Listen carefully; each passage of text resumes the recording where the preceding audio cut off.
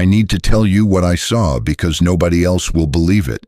And if they did believe it, they'd erase the record and erase me along with it, which is why I'm recording this on a data cylinder I pulled from a junked mouse droid in sub-level 9 of the Executor, a place where even the ISB doesn't have functional surveillance anymore because the Sith Lord's presence corrodes electronics in ways the engineers can't explain.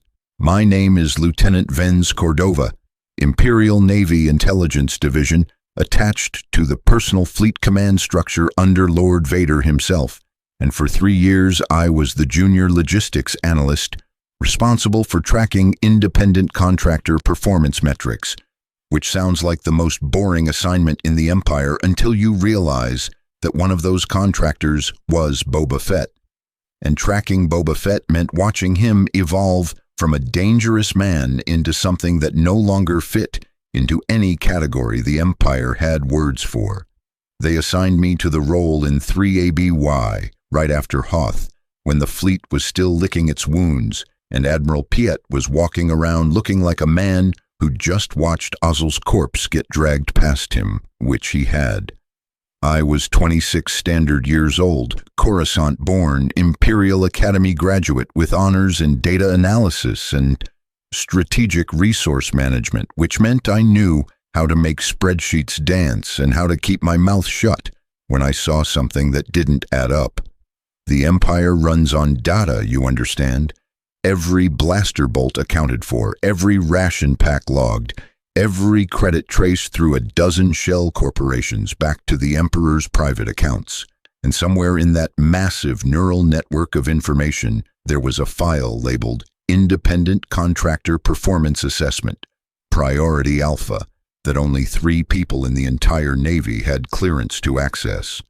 I was the third person, after Vader and Piet, which should have told me something was wrong from the start. But I was young and stupid and thought being trusted with classified material meant I was important rather than expendable. The first time I actually saw Boba Fett in person was in the main hangar bay of the Executor, 6 weeks into my assignment, and I'd been reviewing his file for so long by then that I thought I knew what to expect.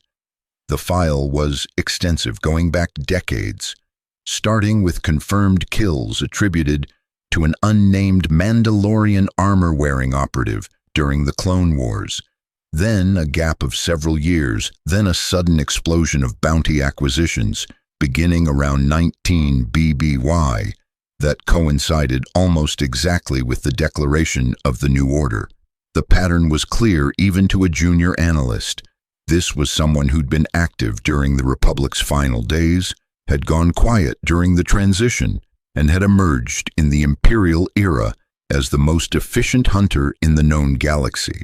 His success rate was 97.3%, which was statistically impossible for someone working alone without Imperial support infrastructure, and his average time from contract acceptance to target delivery was 8.6 standard days, which was faster than most ISB teams could manage with unlimited resources and torture droids. But numbers don't prepare you for presence, and Boba Fett had a presence that made the bridge officers stop talking when he walked past. He came aboard via his ship, Slave Y, which the deck crews hated servicing because it had a weird vertical design that made standard hangar protocols useless, and because the ship itself felt wrong in ways nobody wanted to articulate. I was standing on the observation gantry above Bay 7, datapad in hand, pretending to review fuel consumption reports, while actually watching the bounty hunter meet with Lord Vader near the shuttle rack, and even from 50 meters up I could feel the temperature drop when those two faced each other. Vader was 7 feet of black armor and mechanized breathing, an ambulatory monument to the dark side that made grown men weep when he walked past their duty stations, but Fett stood there in battered green Beskar, like he was discussing weather patterns with a protocol droid. No fear, no deference, just professional acknowledgement between 2 apex predators who understood their respective territories. The meeting lasted 4 minutes and 17 seconds. I timed it. And then Fett walked back to his ship, and Vader stood there alone for another 3 minutes doing nothing, just staring at the space where the bounty hunter had been. And I saw Vader's fist clench once, slowly, like he was crushing something invisible, before he turned and swept away, trailing that cape and that breathing and that aura of barely contained rage that made the deck plating vibrate. I made a note in my personal log, encrypted 3 layers deep. Subject displays unusual autonomy in presence of Sith authority. Recommends psychological evaluation. I never filed that recommendation officially because I wasn't suicidal, but I kept the note. And over the following months, I kept adding to it as I realized I wasn't tracking a contractor's performance metrics at all. I was documenting a transformation that the Empire was both facilitating and terrified by. The contracts themselves were straightforward at first.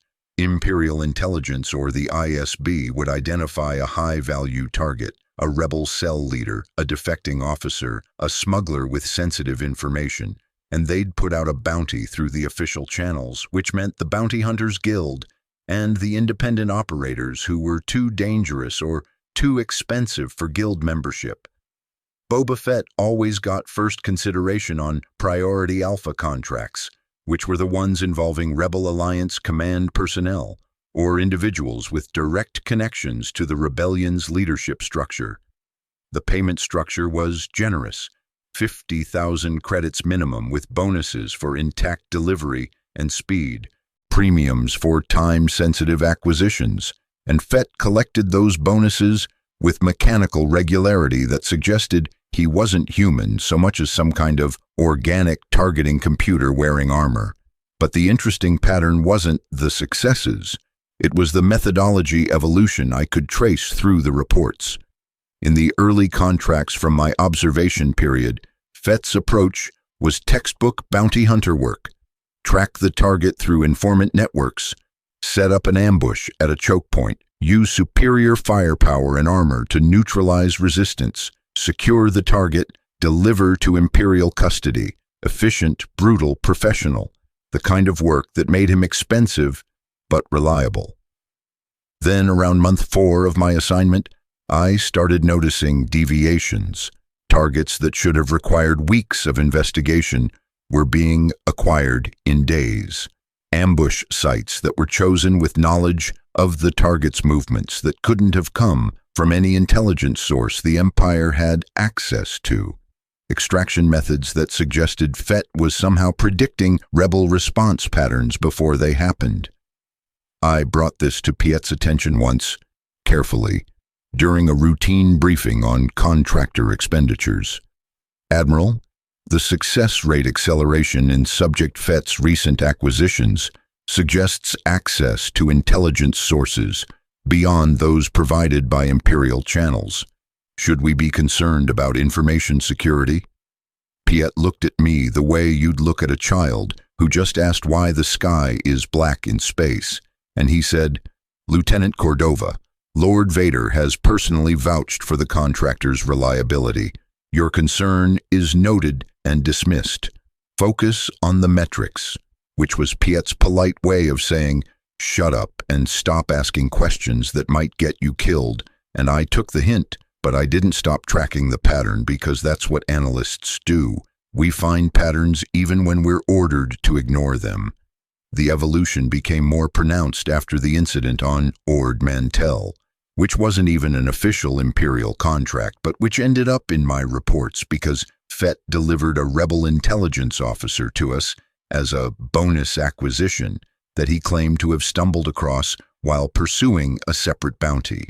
The officer's name was Captain Thane Marcos, and he'd been missing from his rebel cell for 6 days when Fett showed up with him in Carbonite, which meant Fett had somehow tracked a target that Imperial intelligence hadn't even known was in the sector, had located him in a city of 8 million people, and had extracted him without alerting the local rebel network that had been desperately searching for him. The ISB interrogators were thrilled. Marcos had direct knowledge of rebel fleet movements in the Outer Rim, but I was looking at the timeline and the logistics and the sheer improbability of the acquisition, and I couldn't make the numbers work unless Fett had developed precognitive abilities. I started pulling historical records, going back beyond my official assignment parameters, requisitioning files from the Imperial Archives on Coruscant, using my Intelligence Division clearance codes and some creative justification about comprehensive contractor background assessment for security purposes. What I found should have stayed buried, but I'm an analyst and analysts dig, and I dug until I found references to a clone template designated Jango Fett, bounty hunter, killed on Geonosis during the opening battle of the Clone Wars, genetic source for the Grand Army of the Republic, which meant Boba Fett was either a clone himself or a direct descendant, which meant he'd grown up surrounded by millions of identical faces and watched his father figure die at the hands of a Jedi, which meant he had approximately 10,000 reasons to hate the Republic, and by extension, its rebel successors. But that wasn't the disturbing part. The disturbing part was a single-line reference in a classified GAR file from 22 BBY. CT-5555 reports that unit designated Boba exhibited non-standard behavior during Camino defense operations, including unauthorized access to restricted clone development archives and conversation with Alpha-class ARC trooper subjects regarding individuality protocols. The file was marked for follow-up investigation, but the follow-up never happened because the Clone Wars exploded across the galaxy and nobody had time to worry about one angry kid with advanced military training and a grudge against the Jedi Order, except now that kid was the Empire's most effective hunter, and he'd spent 20-plus years learning from the best military minds the Republic ever produced. Millions of identical soldiers who all shared the same tactical database and strategic training, and he'd watched them become the Stormtrooper Corps, and he'd seen how the Empire used them and discarded them and replaced them, and somewhere in that process, Boba Fett had learned something that made him more dangerous than any single clone had ever been. He learned how to predict what clones, what soldiers, what Imperial military personnel would do in any given situation, because he'd grown up watching the template that they all followed variations of. He knew how they thought because he'd been raised by the man they were copied from, and now he was using that knowledge to hunt enemies of the Empire with a success rate that kept climbing because he wasn't just tracking individuals anymore. He was tracking the behavioral patterns of people who'd been trained by the same Republic military traditions that had created his father's legacy. I documented this theory in my encrypted personal log, and then I burned 3 hours in the officer's mess, drinking cheap caf and wondering if I'd just uncovered something brilliant, or if I'd lost my mind from spending too much time staring at spreadsheets in the bowels of a Star Destroyer. The Executor has a particular kind of isolation to it, you understand. It's the largest warship in the Imperial fleet, almost 8 kilometers of guns and engines and crew compartments. But it's also Lord Vader's flagship, which means it's saturated with the dark side in ways that seep into your sleep cycle and your dreams, and your ability to trust your own thoughts. People who serve on the Executor long-term develop this look, this hollow-eyed exhaustion that comes from living inside something that's both a military vessel and a meditation chamber for a Sith Lord's rage. And I was starting to see that look in my own reflection when I shaved in the mornings. The second time I saw Boba Fett in person was different from the first because this time I was looking for specific behavioral markers, and what I saw made me understand that my theory was incomplete. He came aboard to collect payment for a high-value acquisition, a Mon Calamari rebel fleet coordinator who'd been orchestrating hit-and-run attacks on Imperial supply convoys in the corporate sector, and I arranged to be in the hangar bay on routine inspection duties which was transparent enough that the deck officer gave me a look but didn't challenge it, because Intelligence Division personnel are allowed to be mysterious and paranoid. Fett's ship set down with that hydraulic hiss, and the boarding ramp extended, and he walked down it carrying a carbonite slab on a repulsor cart like he was delivering furniture, and I watched him cross the deck toward the payment verification station where a nervous MOF's attaché was waiting with a credit chip and a data pad full of release forms. What struck me wasn't the armor or the weapons or the casual confidence. I'd expected all of that from the reports. What struck me was the way he moved through space, the economy of motion that suggested he was running internal calculations for every step, every sightline, every potential threat vector in the hangar bay. He walked like someone who'd war-gamed the entire environment before entering it, which probably he had. But there was something else underneath that tactical awareness. There was a kind of hunter's patience that felt older than his reported age, a sense that he'd been doing this so long that the role had consumed whatever human being had originally put on the armor. The Mandalorian culture has this concept. I'd read about it in anthropological surveys from before the Clone Wars. Beskar Gom, the armor, but also Karta Beskar, the Iron Heart, the idea that a warrior's armor becomes their identity, and their identity becomes their armor until there's no separation anymore. Boba Fett was Karta Beskar personified, and as I watched him complete the transaction with minimal words and maximum efficiency, I realized that what I was tracking wasn't just the evolution of a bounty hunter's tactical capabilities. I was watching the construction of a legend, a process where a person deliberately erased their humanity and replaced it with a symbol that would outlast flesh and blood. The Empire was paying him to hunt, but he was using the Empire's resources to become something that no single human could kill because he wasn't a human anymore. He was an idea wearing Mandalorian armor, the idea that some hunters are inevitable and inescapable and that running from them only delays the moment when their patience outlasts your hope. I filed my performance metrics report that night and coded in a secondary assessment. Subject demonstrates psychological progression consistent with full identity sublimation to professional role. Recommend monitoring for potential mission prioritization conflicts if subject begins to perceive role as superseding imperial authority, which was analyst speak for this guy might decide he's more important than his contract someday, and I buried it in enough technical jargon that nobody would read it carefully, but I wanted it on record that I'd seen the warning signs before whatever was coming actually arrived.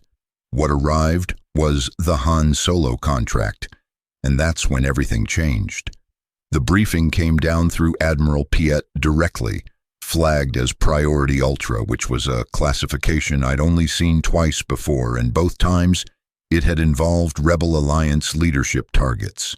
Lord Vader personally specified Boba Fett for the acquisition, which wasn't unusual given Fett's success rate, but the contract parameters were strange. The target was Han Solo, Corellian smuggler, known rebel sympathizer, pilot of the Millennium Falcon, and, according to the intelligence summary, close personal associate of Luke Skywalker, who'd destroyed the Death Star and who Vader had some kind of obsessive interest in that the entire command staff pretended not to notice. The contract wasn't for termination, which would have been simpler. It was for intact delivery, carbonite preservation authorized, payment 75,000 credits plus bonuses, and there was a handwritten addendum in Vader's own notation. The Empire will compensate for all documented expenses incurred during pursuit. No limit. No limit. I'd been processing contractor payments for 3 years, and I'd never seen a no-limit authorization on anything ever, because the imperial bureaucracy runs on budgets and accountability, and the assumption that every credit spent requires 30 forms of justification. A no-limit contract meant Vader wanted Solo badly enough to give Boba Fett unlimited resources, which meant this wasn't about capturing a smuggler at all. This was about setting a trap for Skywalker using Solo as bait, and Fett was being handed the keys to the Imperial treasury to make it happen. I pulled the historical data on Solo and found a moderately successful smuggler with a long rap sheet and some genuinely impressive piloting achievements, including the Kessel Run, which was probably exaggerated but maybe not given his survival rate. What interested me was the pattern of his association with the rebellion. He'd been present at Yavin during the Death Star assault, had been spotted at Echo Base on Hoth before the Imperial attack, had escaped from Hoth in the Falcon along with Princess Leia Organa and several other high-value rebel personnel. Solo wasn't just a smuggler anymore. He was integrated into rebel command structure at a level that suggested either he'd been turned ideologically or he'd gotten personally attached to someone in the leadership.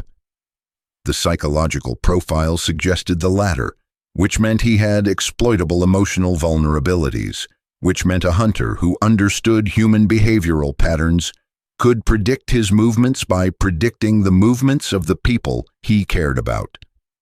Boba Fett accepted the contract immediately, no negotiation, and he was gone from the Executor within 2 standard hours with a full Imperial intelligence package on Solo's known associates, last confirmed locations, and ship specifications. What happened next took weeks to piece together from after-action reports and ISB surveillance data and intercepted rebel communications, but the summary was this. Fett tracked Solo through a network of Imperial informants and underworld contacts, predicted that Solo would attempt to reach Bespin to make repairs to the Falcon's damaged hyperdrive, arrived at Cloud City before Solo did, and negotiated an arrangement with the city's administrator, Lando Calrissian, another smuggler, old friend of Solo's, to deliver Solo into Imperial custody in exchange for the city's continued independence from Imperial occupation. The operation was elegant in its simplicity. Use Solo's trust in his friend against him, control the environment, wait for the arrival, then spring the trap with Lord Vader personally present to handle the inevitable confrontation with Skywalker when he arrived to rescue his friends. It worked perfectly. Solo walked into the trap, was frozen in carbonite after Vader tested the process on him, and was handed over to Boba Fett as payment for his contract, while Vader waited for Skywalker to show up for the emotional manipulation phase of his plan. Skywalker did show up, fought Vader, lost his hand, learned some devastating personal information that the ISB immediately classified, and that I still don't have clearance for, and escaped while Fett left with Solo's frozen body. I was reviewing the operational data 3 days later when I noticed something in the timeline that made my blood cold. Boba Fett had left Cloud City before the Skywalker confrontation was resolved, while the situation was still fluid, while there was still a possibility that Vader's plan would fall apart and the rebels would counterattack. Any normal contractor would have waited for the all-clear, would have verified that Imperial control of the situation was secure before departing with valuable cargo. But Fett had left immediately, which meant either he didn't care about the larger operation's success, or he'd calculated that staying longer increased his risk more than leaving early did, which meant he'd made a threat assessment that prioritized his own survival over Lord Vader's strategic objectives. That should have gotten him killed. Vader doesn't tolerate initiative that contradicts his plans. I'd watched him choke Admiral Ozzel to death over a tactical disagreement that was barely even wrong, just suboptimal, and here was a bounty hunter who'd effectively walked away from Vader's big dramatic Skywalker trap because it wasn't safe enough for his professional comfort. But Vader let it go, paid the full contract amount, paid the bonuses, even paid an additional risk premium that I had to code into the ledgers as environmental hazard compensation because deciding to abandon a Sith Lord's plan mid-operation wasn't a budget category that existed. That was when I understood what was really happening, what had been happening all along, and why I'd been assigned to track it. The Empire wasn't hiring Boba Fett. The Empire was studying him. Vader was using him as a live experiment in how much autonomy a single operator could develop before it became a threat to Imperial authority, and he was allowing, even encouraging, Fett's evolution into something beyond Imperial control, because Vader himself existed beyond Imperial control, and he recognized a kindred spirit in that, another person who'd transformed themselves into a symbol that superseded ordinary human limitations. Vader was a Sith Lord, a dark side wound in reality that wore armor and served the Emperor while pursuing his own obsessions. Fett was becoming something similar, a hunter legend that wore Mandalorian armor and took Imperial contracts while pursuing his own obsessions. They were mirrors of each other, reflections in Beskar and Durasteel, and Vader was nurturing that reflection because somewhere in his mechanical heart, he wanted to see what Fett would become if nobody stopped him, which meant my real assignment wasn't to track performance metrics at all. My real assignment was to document the creation of an icon, to maintain the institutional record of how the Empire had facilitated the transformation of a man into a myth, so that when Fett eventually became too dangerous or too independent or too expensive, there would be a comprehensive file that could be used to destroy him. I was building his trophy wall and his execution dossier simultaneously, and the thought made me want to purge my stomach contents into the nearest refresher. I kept working anyway because what else was I going to do, request a transfer and admit that I'd figured out something I wasn't supposed to understand? I filed my reports, I tracked the expenses, I watched the legend grow with each new acquisition. After Cloud City, Fett's reputation exploded across the underworld. He'd captured Han Solo, the rebel hero, had delivered him to Jabba the Hutt for the smuggler's outstanding debt, had walked away with both Imperial payment and Hutt gratitude, which was a political balancing act that most professional diplomats couldn't manage. The bounties started coming in from non-Imperial sources, crime lords and corporate interests, and even a few planetary governments that wanted problems removed but didn't want Imperial entanglement. Fett took some of them, declined others, and I could see a pattern in his selections that suggested he was building strategic relationships across the galaxy's power structures. He was becoming infrastructure, I realized. He was positioning himself as a necessary neutral party that could operate across factional lines because everyone needed someone who could hunt down problems that their own assets couldn't touch. The Empire needed him for rebel targets. The Hutts needed him for business competitors. The corporate sector needed him for industrial espionage disputes. He was creating a niche in the galactic ecosystem where his neutrality and efficiency made him more valuable alive than dead, more useful independent than employed, and every successful contract reinforced the perception that hiring Boba Fett was the smart choice when you absolutely needed someone found and delivered. The psychological term for what he was doing is identity capital accumulation, which means building a reputation so strong that the reputation itself becomes a resource that generates opportunities. Normal people accumulate identity capital through decades of consistent behavior and social networking and professional achievement. Fett was doing it through terror and efficiency, and the growing understanding across the galaxy that if Boba Fett accepted a contract on you, you were already dead or frozen or captured. You just hadn't realized it yet. The only question was how long you'd waste running before you accepted the inevitable. I documented this in my personal logs, encrypted deep enough that the ISB's routine surveillance sweeps wouldn't flag it and I started adding a new category to my tracking: mythological amplification events, which were incidents where Fett's actions resulted in disproportionate reputation enhancement relative to the actual tactical difficulty of the operation. Like the time he walked into a rebel safe house on Ord Mantell that was supposed to be secure, killed 3 guards without triggering any alarms, extracted the target from a panic room that had been designed to withstand Imperial assault teams, and left without a single recorded blaster shot.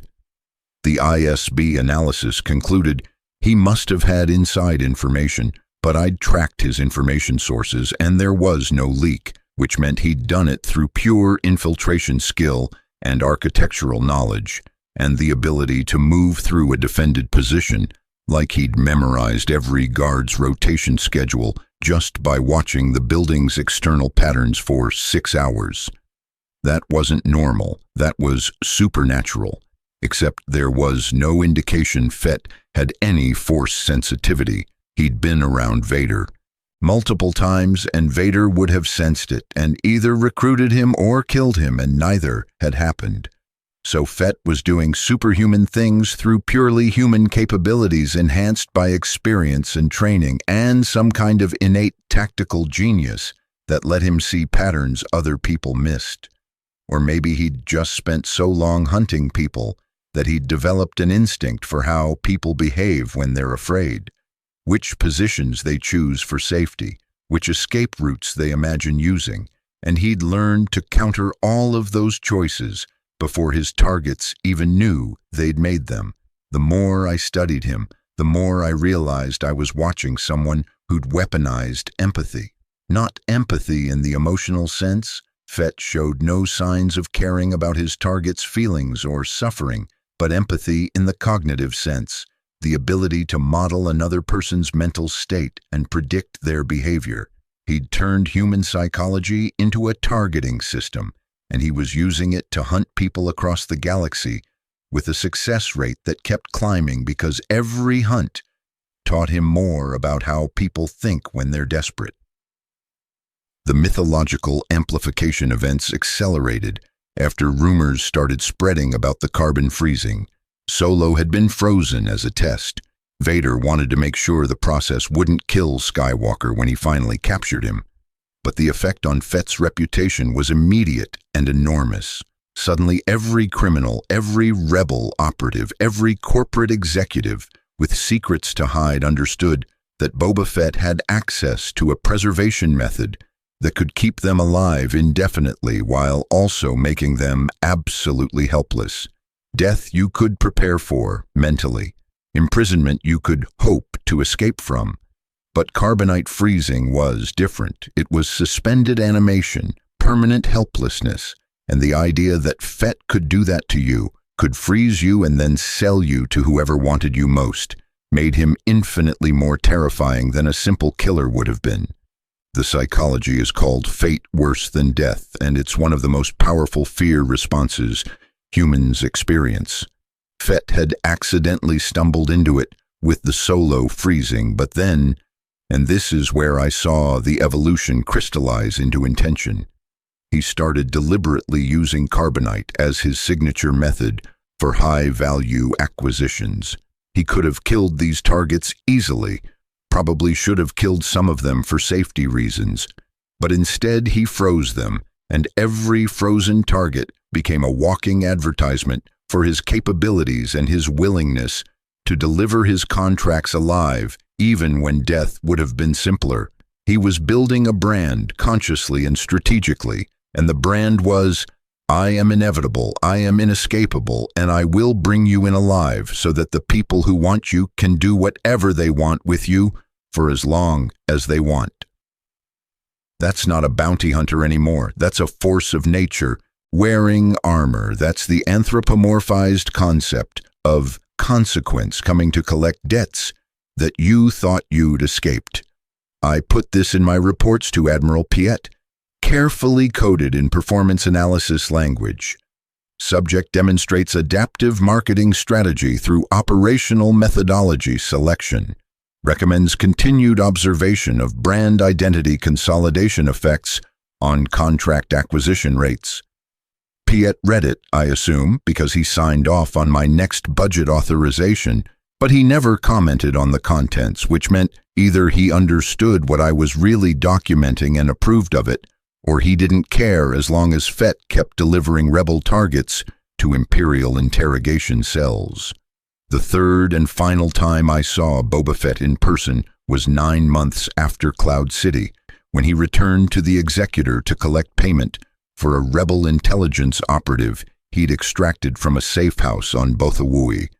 And this time I made sure to be in the same room, physically present, because I needed to see him up close to confirm what I'd started to suspect from the data patterns.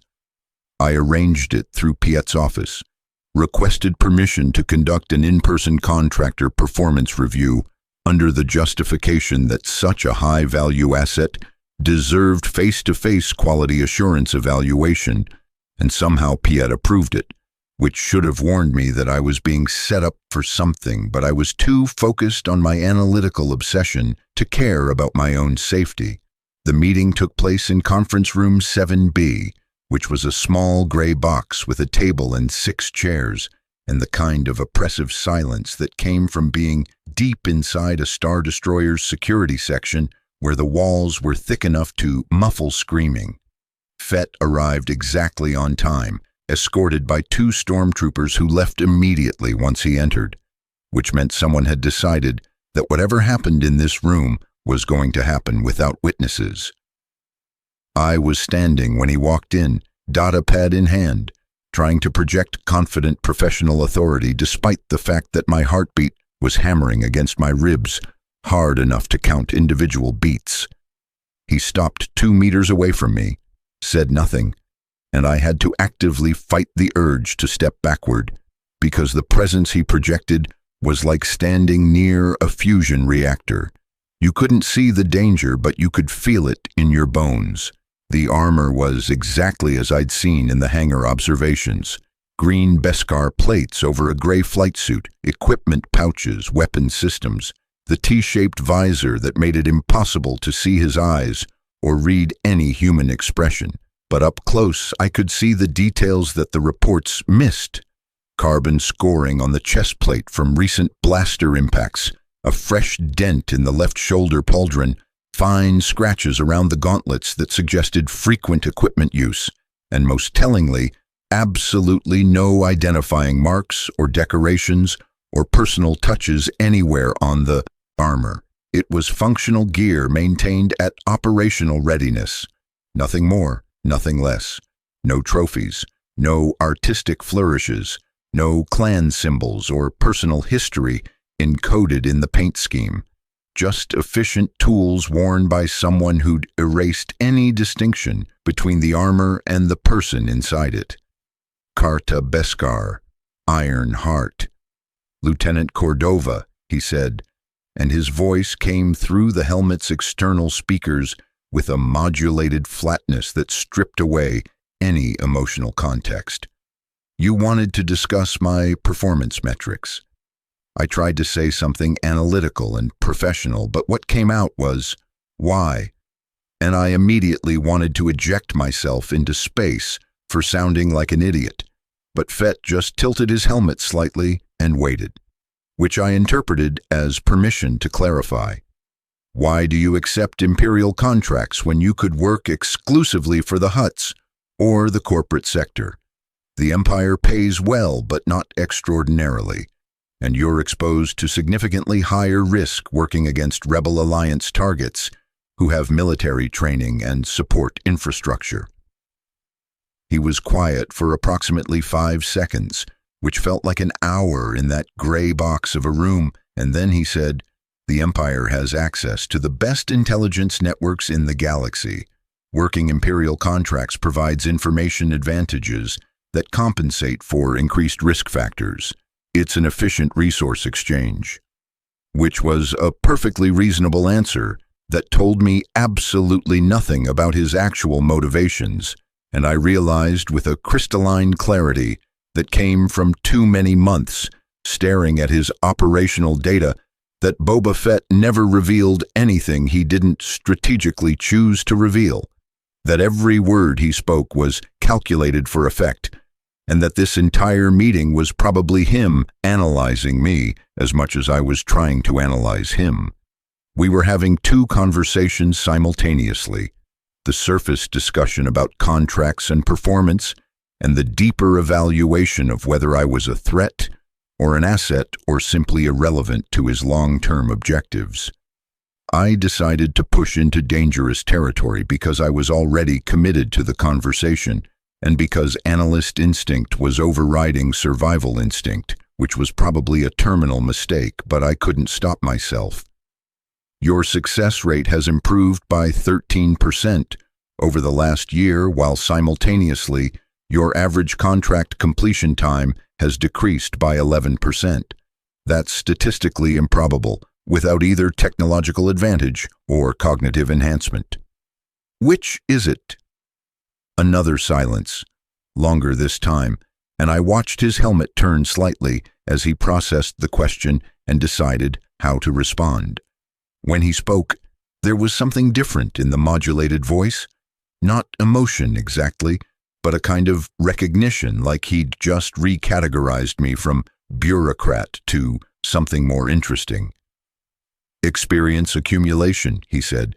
Every target teaches pattern, recognition. Every hunt refines methodology. 13% improvement over 1 year across. And here he paused, did mental calculation. 47 contracts means I learned something useful, approximately every 3 targets. That's not cognitive enhancement, Lieutenant. That's just paying attention.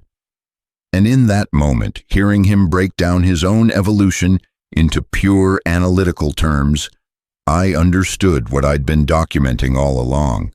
Boba Fett wasn't special because he was the best shooter or the best fighter or the best pilot, though he was probably excellent at all 3.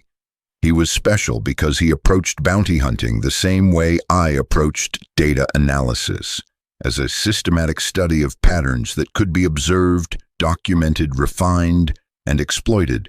He was a learning machine wearing Mandalorian armor, and every contract was a data point that made him more dangerous than he'd been before it. He was evolving, consciously and deliberately, and the Empire was paying him to do it. You're not just hunting people, I said, and my voice sounded distant to my own ears, like I was listening to someone else speak. You're hunting knowledge. Every target is a research subject. You're learning how to be perfect. The helmet stayed fixed on me for a long moment, and I couldn't tell if Fett was impressed or annoyed or planning to shoot me. But when he responded, his tone had shifted into something that might have been approval if approval was a tactical resource to be deployed strategically. Perfect is impossible, Lieutenant, but optimal is achievable through continuous refinement. The Empire understands this principle. It's why you're tracking my metrics instead of just paying my invoices. Lord Vader understands this principle. It's why he keeps giving me contracts that should probably be handled by ISB kill teams. And I understand this principle, which is why I'm still alive when most hunters don't survive their first decade. He moved toward the door, conversation apparently concluded by his assessment, but then he stopped with his hand on the access panel and turned back to face me one final time. You should request a transfer, Lieutenant Cordova, he said. You're very good at your assignment, which means you've probably realized things that other people don't want you to realize, which means you're going to have an accident in the next 6 months. Transfer to fleet logistics or requisitions processing. Something boring where your analytical skills won't attract attention. Survive the war. It won't last forever. Then he was gone, door hissing shut behind him, and I stood alone in conference room 7B, trying to process the fact that Boba Fett, the galaxy's most dangerous bounty hunter, had just given me career advice that was simultaneously a threat assessment and potentially a warning that my life expectancy had become a countdown timer.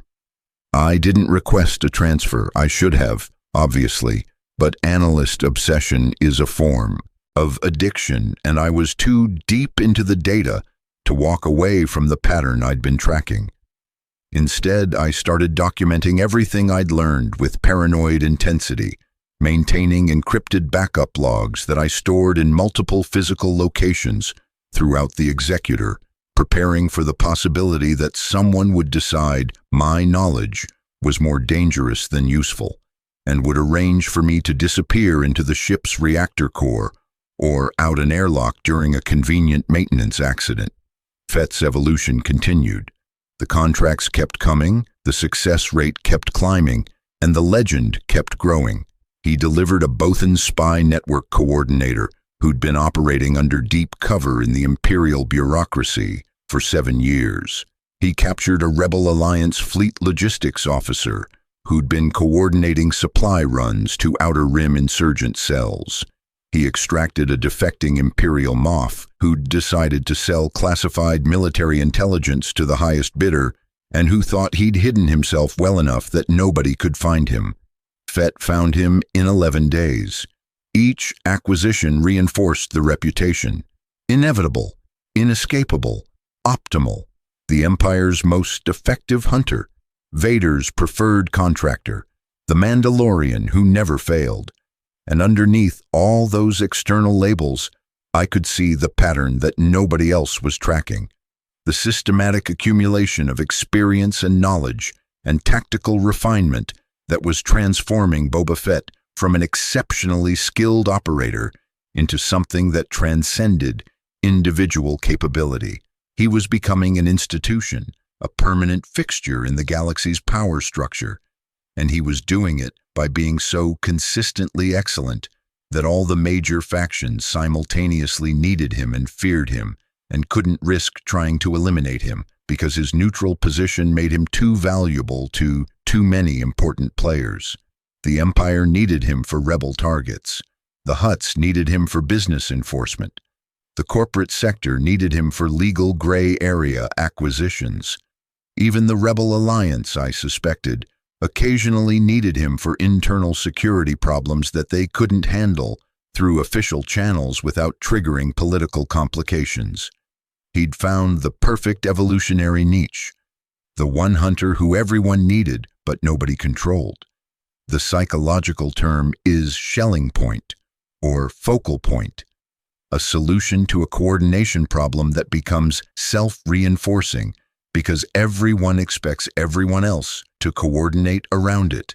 Boba Fett had made himself the shelling point for high-value bounty acquisitions across the entire galaxy, and the more people used him, the more his reputation grew, and the more his reputation grew, the more people wanted to use him because hiring the best is always safer than hiring the second best when the stakes are high enough.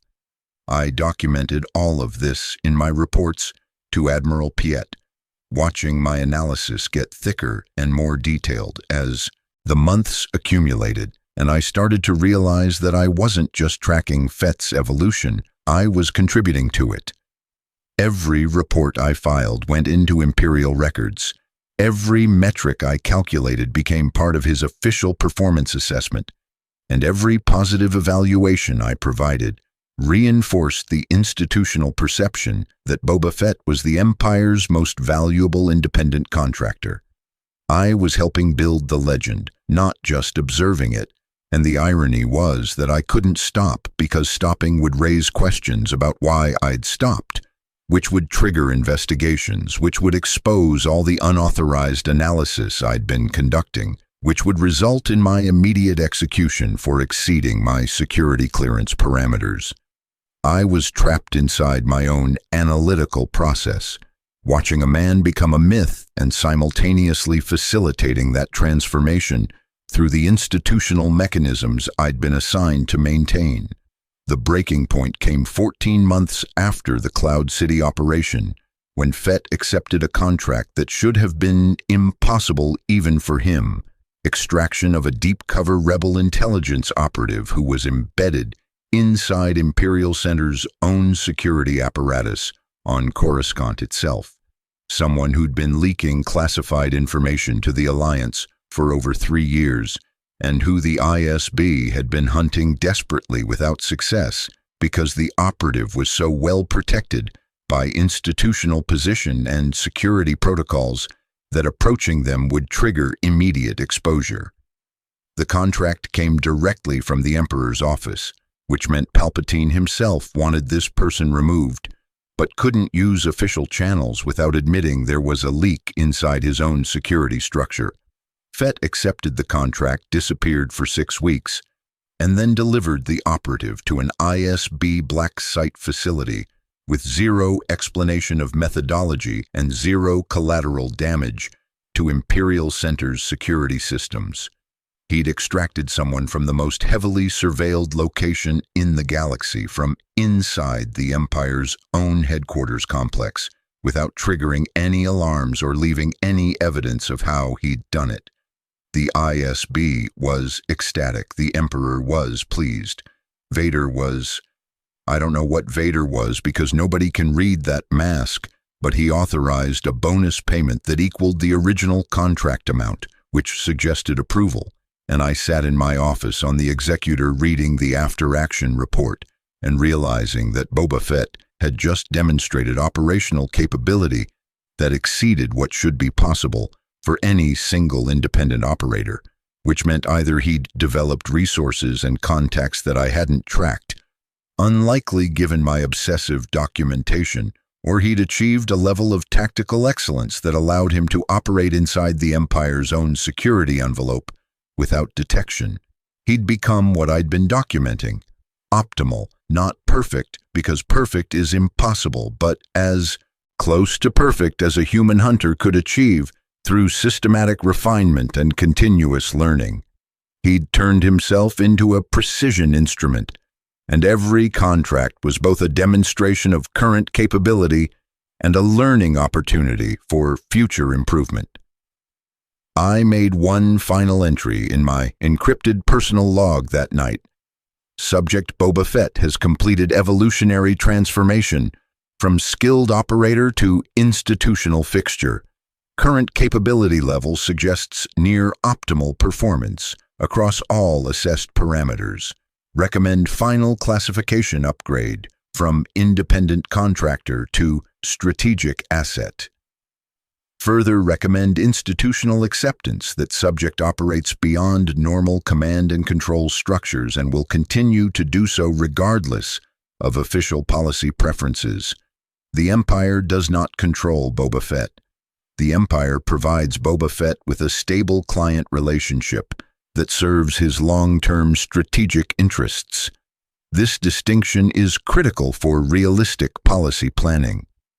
I never filed that recommendation officially because filing it would have required admitting how much unauthorized analysis I'd been conducting, but I encrypted it 37 layers deep and hid copies in 17 different data cylinders scattered throughout the executor's sublevels, preparing for the possibility that someday someone would want to understand what I'd documented and why it mattered.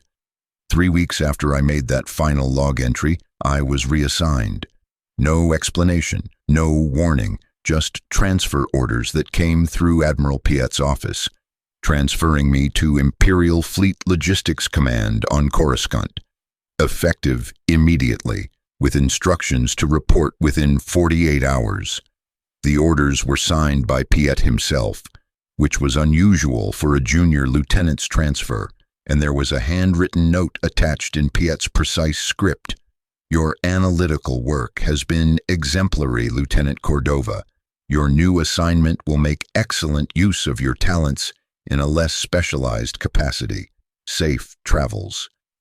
Which was Piet's way of saying, you were right to be paranoid, and someone decided you knew too much, but I managed to get you transferred to somewhere boring instead of killed. So take the gift and shut up and never speak of this assignment again.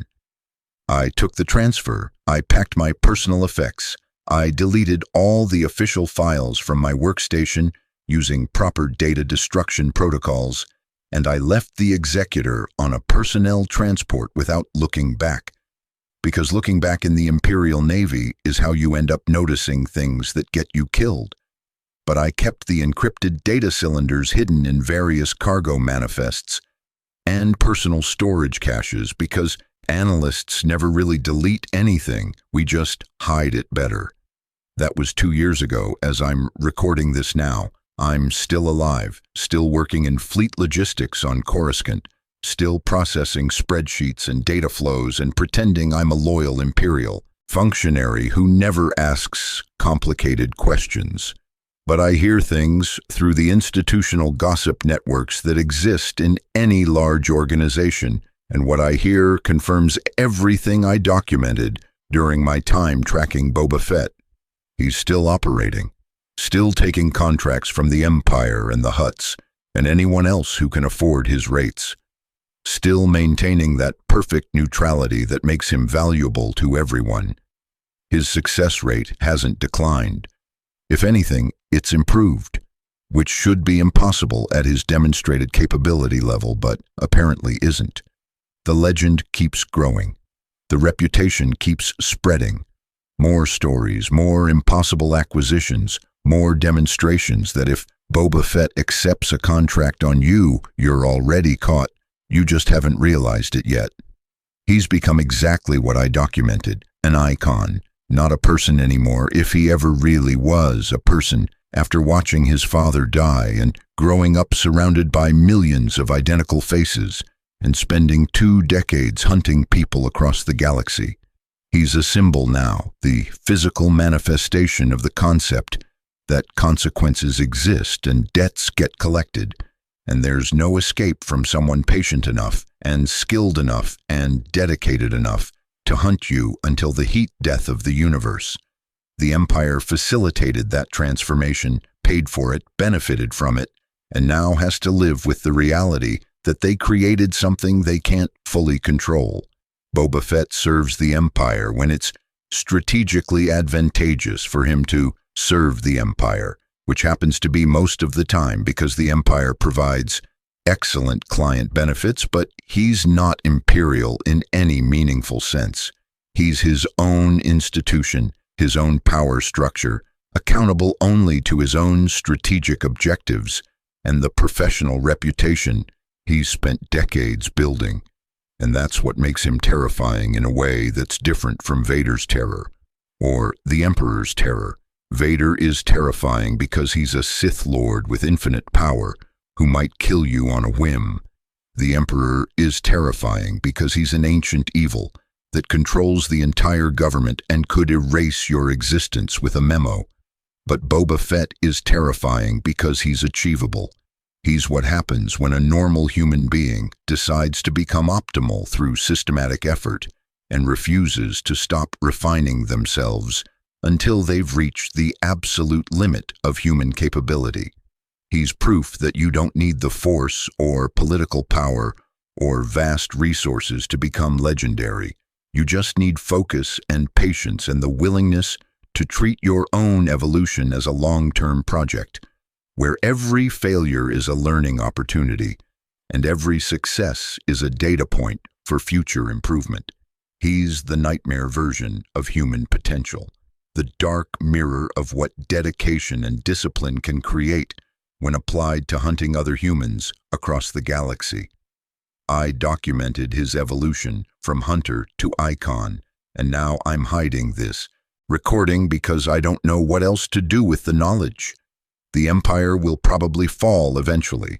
Rebellions don't give up, and Palpatine is mortal regardless of his force powers, and military dictatorships always collapse given enough time and pressure.